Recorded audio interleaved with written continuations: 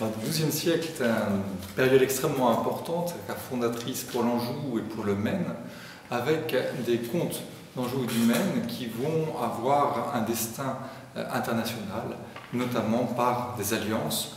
Ils vont, pour certains, être rois d'Angleterre, pour d'autres rois de Jérusalem, mais c'est vraiment un destin anglais qui va marquer l'histoire de France, puisque, de manière très étonnante, à partir de ce moment-là, le roi d'Angleterre va être vassal du roi de France pour une très large partie de la France actuelle. Ce qui va entraîner, bien évidemment, des querelles incessantes et une guerre impitoyable entre les Plantagenets et les Capétiens pour reconquérir peu à peu ces provinces. Cependant, sous le temps des Plantagenets, c'est un essor extraordinaire de l'architecture, de l'économie, où on va avoir une expression très particulière au territoire dominé par les Plantagenets qui va apparaître, qu'on voit très bien, à la cathédrale d'Angers, et puis qui se développera bien évidemment dans beaucoup d'autres endroits, comme au Mans, à celle du Coëfort. Alors, parmi les plus grands personnages, bien évidemment, il y a Henri II Plantagenet, qui a épousé Aliénor d'Aquitaine et qui va lancer cette grande épopée à travers ses propres territoires. Pour notre région, ce qui est extrêmement important, c'est de se sentir bien au cœur du royaume plantagenet. En effet, Henri II se fait enterrer à Fontevraud, dans notre province angevine, et il y aura donc aussi Aliénor qui viendra le rejoindre, ainsi que Richard Cœur de Lion. C'est l'époque où il y a besoin aussi de sauvegarder les territoires latins, d'où des campagnes de croisés qui vont se faire avec plus ou moins de succès dans la deuxième moitié du XIIe siècle. En 1299, c'est Richard Cœur de Lion qui meurt, avec pour héritage, il le laisse à Jean Santerre, qui porte son nom puisqu'il va perdre l'essentiel de ses territoires en France. Philippe Auguste sera son grand compétiteur et peu à peu, la France va récupérer la possession de ces territoires, et notamment l'Anjou et le Maine, qui vont faire partie du domaine royal français et ne le quitteront plus. C'est pour nous un moment extraordinaire politiquement où tout va basculer, et pourtant on a l'impression que la vie continue et qu'il n'y a pas de véritable rupture dans les arts. Une évolution certes, mais c'est tout. Le XIIIe siècle va voir de grands monuments en Anjou, et notamment le château d'Angers qui va être élevé, mais aussi d'autres places fortes tout autour de la province, pour justement lutter contre des possibilités de conquête de la part des Bretons et des Anglais. Et nous allons continuer ainsi jusqu'au milieu du XIIIe siècle, où là, de manière très curieuse, sans qu'on se l'explique, les arts, l'économie semblent complètement s'atténuer, si ce n'est quelques très belles expressions de peinture murale dans le cœur de la cathédrale d'Angers, par exemple. Donc on a ce passage sous le régime capétien qui se fait en douceur, mais qui se révèle être une époque peut-être de déclin artistique. Le petit frère de Saint-Louis, le dernier, Charles Ier, posthume, va lui connaître un destin tout à fait extraordinaire. Il est fait comte à Panaché-Anjou et il va partir à la conquête d'un royaume. Au départ, c'est un petit peu errant, et puis le pape l'appelant, il va aller au secours du pape qui se trouve pris en tenaille par les Hohenstaufen, tant au nord qu'au sud de ses États. Aussi, il part avec son armée, va conquérir le royaume de Naples et de Sicile, chasse les Hohenstaufen, et c'est une nouvelle histoire qui commence pour les Anjou. Le nom d'Anjou, cette fois-ci, va être porté à l'autre bout de l'Europe, et cela pour plusieurs siècles. Cette nouvelle dynastie va pourtant garder les territoires du Maine et de l'Anjou pendant quelque temps encore, mais à la fin du XIIIe siècle, ils vont concéder ces deux territoires à la petite fille de Charles Ier d'Anjou, Marguerite d'Anjou, qui va épouser un de ses cousins qui commence à être un peu éloigné, Charles de Valois, et ainsi l'Anjou et le Maine vont passer dans le domaine des Valois. Mais là, c'est une nouvelle histoire qui commence, celle du XIVe siècle. Le fils de Marguerite d'Anjou va être roi de France sous le nom de Philippe VI. De nouveau, le comté d'Anjou est dans le domaine royal français, et va continuer ainsi pendant tout le XIVe siècle, jusqu'à temps que Jean de Lebon, le fils de Philippe VI, ait plusieurs enfants. L'aîné sera Charles V, très fameux, puisqu'il va réussir en effet à mettre un terme, temporaire malheureusement, aux guerres avec les Anglais. Et puis le deuxième, Louis Ier d'Anjou, le plus fastueux de tous les frères peut-être, des nouveaux ducs, puisque le roi de France le fait duc d'Anjou, non plus comte, et il va lui-même être un très très grand mécène. C'est lui qui va commander la tapisserie de l'Apocalypse, ce chef-d'œuvre absolu de l'art de la tapisserie, qui va tellement fasciner que son frère, le duc de Bourgogne, va vouloir un deuxième exemplaire de cette tenture. Et puis son autre frère, le duc de Berry, un troisième exemplaire, mais réduit. Les autres tentures, plus récentes ou plus réduites, vont être faites avec des fils d'or extrêmement riches, et c'est leur richesse qui va leur nuire, puisque aujourd'hui elles ont disparu, elles ont été brûlées pour récupérer le métal. Il n'en reste plus qu'une seule et unique, la première, celle réalisée pour Louis Ier, duc d'Anjou.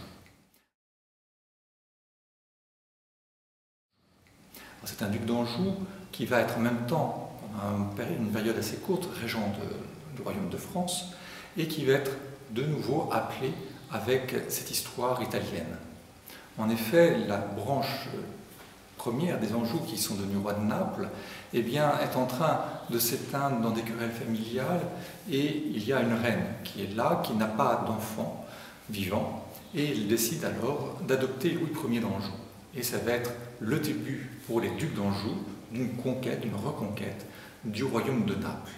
Malheureusement, les événements vont être assez funestes pour eux, puisqu'ils meurent de maladies en général lorsqu'ils combattent victorieusement. Et c'est ainsi que Louis Ier, son fils Louis II, puis Louis III vont mettre le pied sur le sol italien, mais ne pourront pas y rester. Alors, le XVe siècle commence avec une situation un peu contrastée, puisque la guerre de Cent Ans est là, et va reprendre de plus belle encore à partir de 1410, et va déchirer complètement la France, avec de nouveau l'ennemi qui arrive, qui est l'ennemi anglais, mais aussi le désir pour le duc de Bourgogne de se tailler lui-même un royaume au détriment de son cousin, le roi de France. Les Anjou, de leur côté, sont beaucoup plus tournés vers le mirage italien, puisque on l'appellera mirage à cause de leur insuccès, mais uniquement pour cette raison-ci. Et il faut attendre en réalité le règne du roi René pour que, de nouveau, la guerre de Cent Ans entre réellement dans la vie de la famille ducale d'Anjou. Le roi René était un cadet, il est né en 1409, il n'aura pas dû être celui qui possédait l'Anjou en tout cas, et comme cadet, eh bien, sa mère va le doter en réussissant à le faire adopter par un oncle, le duc de Bar, cardinal duc de Bar, et il va lui faire épouser Isabelle de Lorraine, qui va hériter du duché de Lorraine.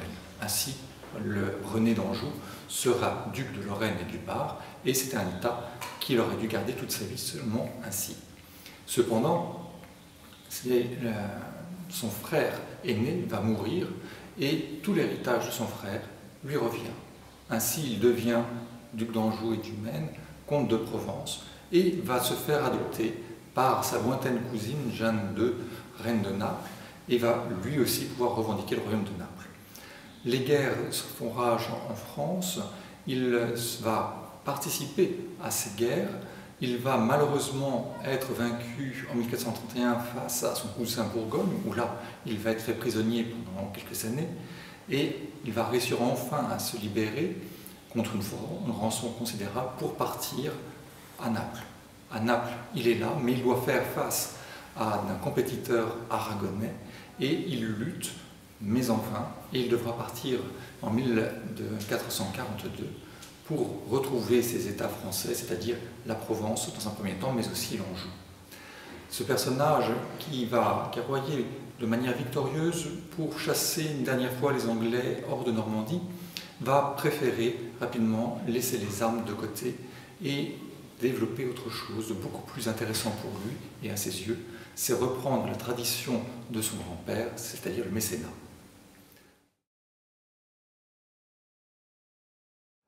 Donc nous avons un personnage extrêmement fastueux qui va laisser les ambitions de territoire à son fils, puis à son petit-fils. Mais malheureusement pour eux, son fils et son petit-fils vont mourir rapidement, soit en Italie, soit en Espagne.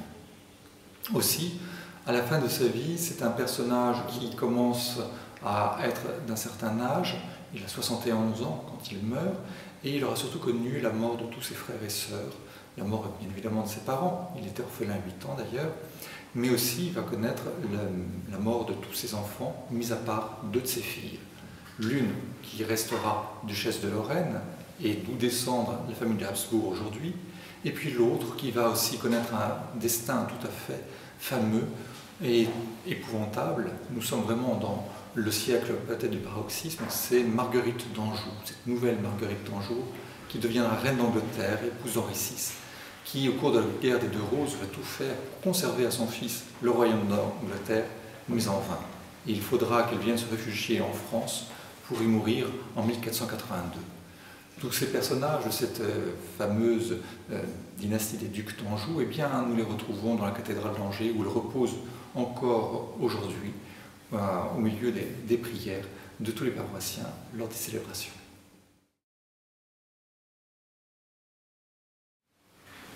Le roi René avait connu son futur beau-frère lorsqu'il était enfant. En effet, lors de la période extrêmement troublée du début du milieu de la guerre de 100 ans, eh bien, le futur Charles VII a passé son enfance au château d'Angers, en compagnie du roi René, en compagnie de la sœur du roi René, Marie. Et c'est ainsi que le mariage va se faire entre Marie l'Anjou et Charles VII. Ils vont donc toujours s'aider, s'épauler, avec l'aide aussi de Yolande d'Aragon, et l'entente est parfaite. Cependant, Charles VII aura un fils qui, lui, n'a pas du tout le même caractère que son père, et qui va s'opposer très rapidement au roi René. Aussi, le roi René, voyant qu'il n'a plus d'enfant masculin, ne peut pas donner son héritage comme il le souhaite, et voit très bien que son neveu, Louis XI, va reprendre tous les territoires. Et c'est en effet ce qu'il fait. Et à sa mort, en 1480, de manière définitive, l'Anjou, le Maine et la Provence sont rattachés au royaume de France. Une seule chose va lui échapper. Cet élément auquel le roi René tenait particulièrement, eh c'est tout simplement la tenture de l'Apocalypse. Pour éviter qu'elle ne tombe aux mains de son neveu, eh bien, il va la léguer à la cathédrale d'Angers. Et depuis lors, elle va orner le mur de la cathédrale de 1480 jusqu'à 1956.